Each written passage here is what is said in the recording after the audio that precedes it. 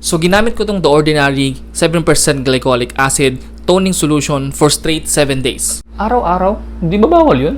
Yes, it's not supposed to be used every day, pero hindi naman bawal. Just be aware of the possible irritation. Pero ginawa ko pa rin siya as a 7-day challenge to instantly see results. But first of all, what is a glycolic acid? Glycolic acid is an alpha hydroxy acid that exfoliates the skin. This 7% toning solution offers mild exfoliation for improved skin texture. So if you have textured skin, meaning yung mga small bumps or feeling mo hindi makinis yung mukha mo, AHAs like this one can smoothen your skin. So let's start with day 1. So day 1 of my 1-week challenge dito sa The Ordinary Glycolic Acid. Preferably gabi. Gamit natin siya ngayon. Today is August 31. So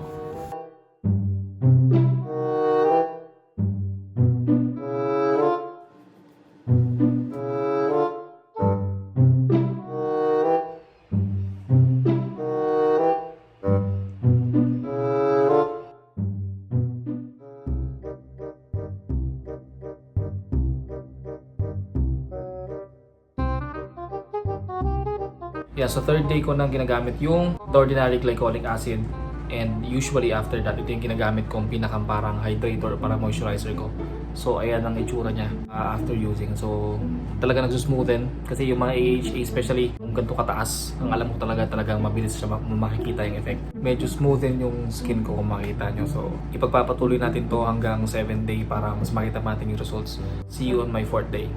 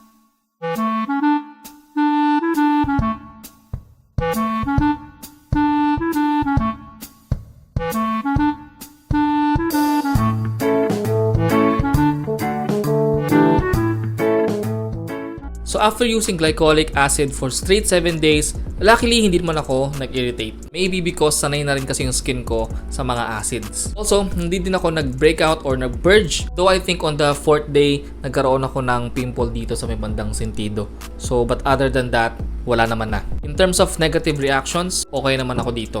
Meron akong pin-repair sana na before and after pictures ko, pero nung kino-compile ko na, I realized na hindi ko din siya mapapakita sa inyo because sa picture or sa camera, it's almost unnoticeable.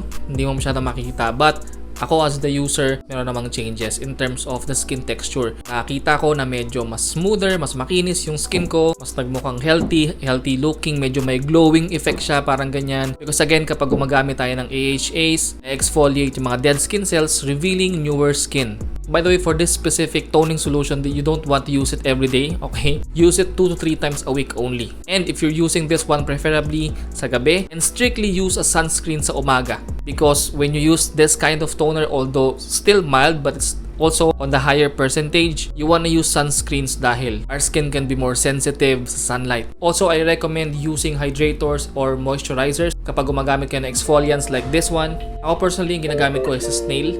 Ito yung nagsasalbing parang hydrator ko because it really hydrates my skin because it has snail mucin. Parang moisturize yung skin ko after using. Also, you can use this oil-free moisturizer from CosRX. Naging kalmado yung skin ko when I'm using this one and also moisturize. And this one is good sa mga gumagamit ng mga exfoliant, both BHA at AHA. I highly recommend using this one. Now, if you're using glycolic acid toning solution, make sure na hindi ka na gumagamit ng iba pang AHA because it may cause irritation or over-exfoliation. Pwede din itong gamitin ng kahit anong age, from teenager to adults to young adults po pwede naman. If you're experiencing severe skin reaction or skin condition, I highly suggest that you visit a dermatologist.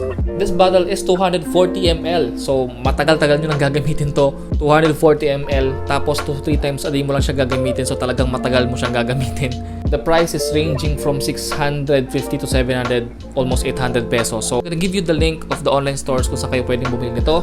Also, this is available on my Shopee store for 20 ml trial bottles. If gusto niyo munang sumubok before buying the full bottle, ililink ko rin yung store sa description box. For more men's grooming videos, make sure that you subscribe to my channel.